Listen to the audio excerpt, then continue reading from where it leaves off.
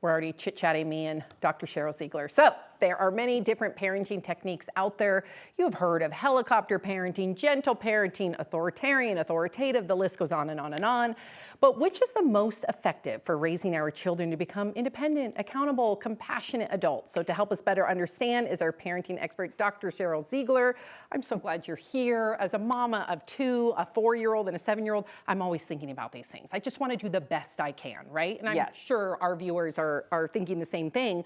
So first of all, there's a lot of different parenting techniques. Can you go over some of the more popular ones? Yes, and that's what some of them are. They're just popular. They're like pop, right? So helicopter, tiger, and gentle. I will talk about gentle because that's popular right now. Okay. But I just want to make sure that people understand it's not something we actually have studied in psychology. That's what we're going to get to as the gold standard.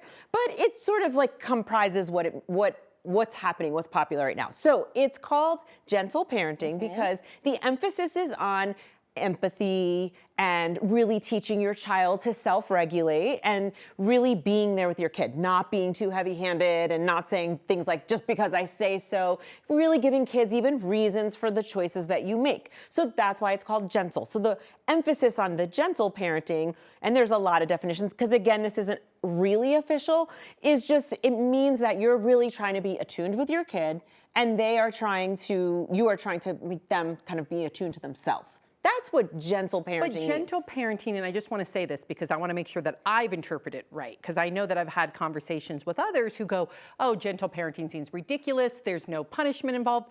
But what I've seen is there's a very strong emphasis in discipline, consequences, and holding a stern boundary. Is that true? Yeah, well, and that starts to cross over into what the gold standard is, which is authoritative parenting.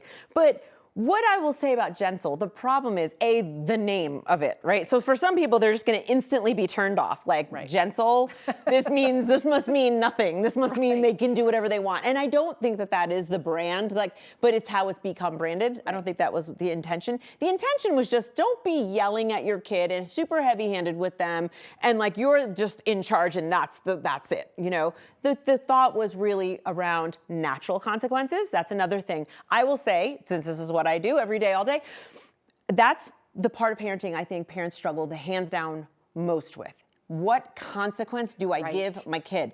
And so I will say within gentle parenting, they're natural. And then that I think becomes even harder for some parents. For me, natural I think is actually easier. But I do elements of this naturally, right? So just the natural consequence, like, uh-oh, you didn't get ready on time and the bus is here. I guess you're going to school in pajamas. Like, uh-oh, you didn't get your homework done. You go in and tell Mrs. Smith why you don't have your homework done. I'm not going to rescue you. You're not going in late.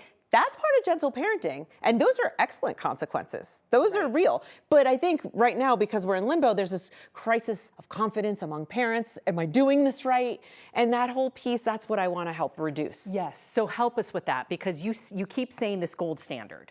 And I've read your book, so I know which one it is. But talk to us about the one that is the most effective. The authoritative parent. Authoritative. What does that mean? Authoritative means that when I walk in the room, if you're my child, you have that confidence that I love you, I'm in charge, I'm going to set the tone and the rules for what's going to happen. I'm also going to set a pretty high bar for you. So yes, you need to do your homework. And not only that, you need to study for Thursday's exam. Higher bar, right? But paired with a high bar is what they call high responsiveness. So that means I'm warm, I'm nurturing, I'm attuned to you, you're sad, I'm gonna respond to that. So that's what gets tricky. It's high demand, high response. The other ones get all flip-flop, like authoritarian is way more heavy-handed. I'm in charge. I don't care what your thoughts are about this so much. And so that's high demand, low response. And it doesn't have as great as a parenting outcome as authoritative. And this is decades and decades of research. Right. And that's why I think this is important for us to know, like, what is the gold standard? So how can we give us one more example to be authoritative to our grandkids, or if you're the main caretaker, because I know that some parents might not want the grandparents even disciplining their children, but what are some sample conversations you can give us? Yeah, so I would say, along the lines of, let's say a broken toy, right? So you were saying to them, be careful if you throw that too much, it might, break. And then boop, they do it one more time, then it breaks. So an authoritarian parent might be like, I told you not to do that again. I knew this was gonna happen. That's what that sounds like. An authoritative parent says, uh-oh, it broke. Yeah, we kind of talked about that it would break. And then the kid's upset or whatever, and you say, well, you could try to fix it. Or we might have to throw it away, and maybe you can save up your allowance and get another one. Right. I'm not gonna rescue you, but I am gonna empathize that like you're a child. And if someone says don't throw something, you're probably gonna kind of be tempted to throw it.